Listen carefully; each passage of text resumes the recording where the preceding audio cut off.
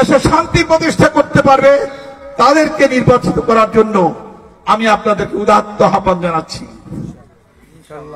প্রিয় ভাই, জামায়াত ইসলামী কোনো গল্প করে না। জামায়াত ইসলামী 2001 সালে যে 4 দলীয় জোট সরকার ছিল, সেই সরকারের আমলের শাসন আপনারা দেখেছেন। তো সেখানে 45 জনের মধ্যে মাত্র 2 জন জামাতের মন্ত্রী ছিল। আপনাদের মনে হয় সেই 2 জন মন্ত্রী 3টি মন্ত্রণালয় পরিচালনা করেছিল। প্রথমে সমাজ কল্যাণ এবং কৃষি মন্ত্রণালয়।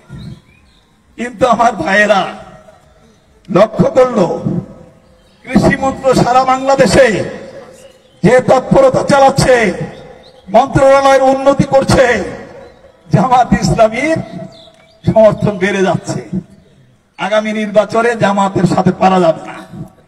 সেজন্য তারা হঠাৎ একদিন সিদ্ধান্ত নিল এমন একটা মন্ত্রণালয় দেওয়া হবে যেটা একটা রুগ্ন